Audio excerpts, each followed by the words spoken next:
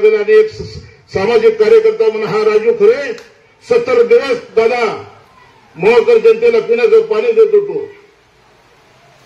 आणि पांडुरंगाच्या आशीर्वादानं यावर्षी पाऊस पाणी चांगलं झालं. छगनराव आपण सांगितलं की निवडणुका जशा जशा येतील तसा तसा त्रास होईल. मी महाराष्ट्र राज्याचे मुख्यमंत्री एकनाथ शिंदे या तालमीत 34 वर्ष शिकलेला पहिलवान लक्षात ठेवा. त्यांना खंडाळ्याचा घाट सुद्धा उतरू देणार नाही. हा दादा आपण पाहिलं सर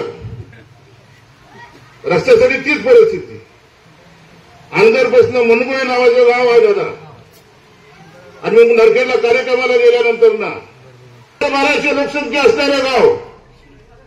इकडे माढा तालुका आहे, इकडे बार्शी तालुका आहे आणि हे गाव मोहोळला जोडलेलं आहे. अनगरतीतून 5 किलोमीटरवर आहे. मतासाठी मोहोळ विधानसभा. मग अशा कंडिशनमध्ये तो नरखेड ते मनगोळ हा 5 किलोमीटरचा छगनराव रस्ता मी खर्चानं करून दिला आणि आज त्या रस्त्याने लोक चाललेली आहे. तेव्हा तुमच्या गावात येऊन बसणाऱ्याला सांगा की आमच्या गावाची काळजी तुम्ही करू नका. पण हे निवडणूक वेगळी आहे दादा. जातपात धर्माच्या पलीकडे पंढरपूर ही संतांची भूमी. पंढरपूर ही आध्यात्मिक राजधानी. महाराष्ट्राचं एक शक्तीपीठ म्हणून पंढरपूर पाहिलं जातं. त्या पंढरपुरामध्ये माझा जन्म झाला. मी स्वतःला भाग्यवान समजतो. दादा आपल्यासारखे सरपंच, आपल्यासारखी माणसं.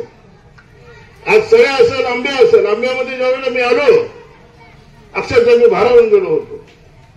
माझं जन्मगाव रोपळ. मी रोपळचा सुपुत्र.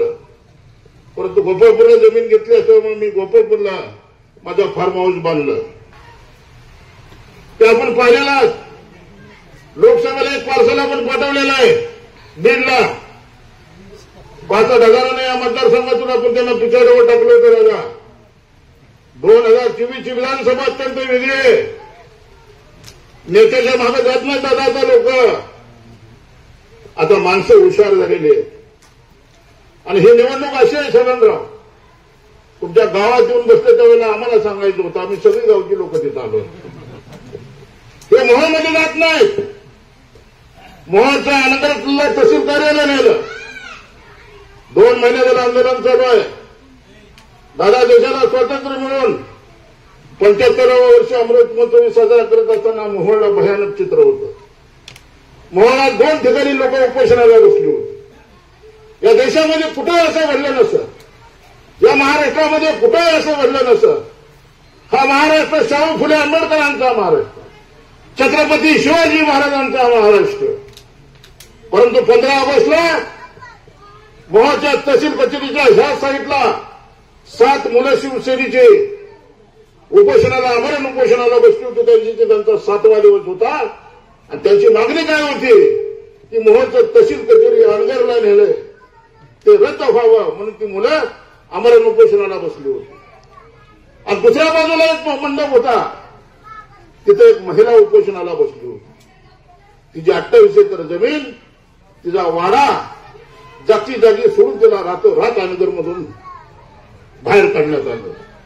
ती महिला विधवा होती कारण पोलीस पाटील की तिच्या घरामध्ये होती. म्हणजे काय आपण पाहतो मोहोळमध्ये. आणि म्हणून दादा त्यावेळेला आमची नैतिक जबाबदारी होती. पंढरपूरचा सुपुत्र म्हणून महाराष्ट्राच्या मुख्यमंत्र्यांकडे गेलो.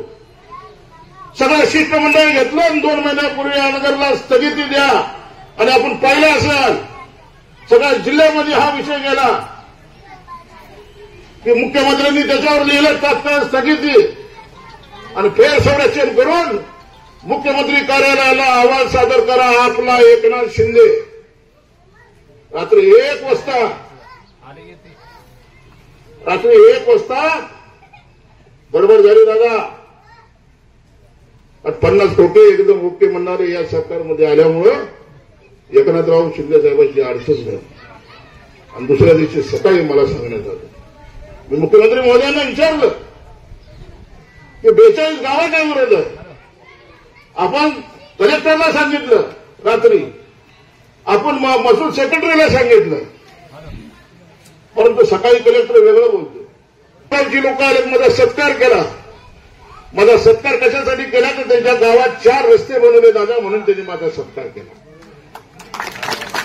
राजू खरे तळ्यामध्ये आलेत आणि आपण एक फुलाचा गुच्छ त्यांना द्यावा का तर आपल्या गावातले 4 रस्ते राजू खरेने दिले.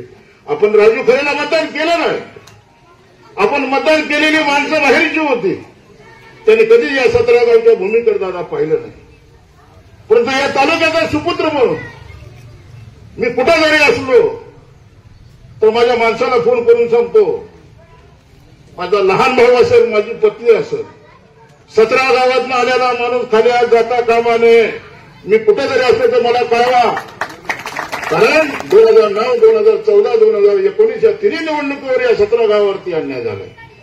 आणि दादा माझी आपल्याला हात जोडून विनंती आहे, पंढरपूरमध्ये गटतट राजकारण पाडू नका.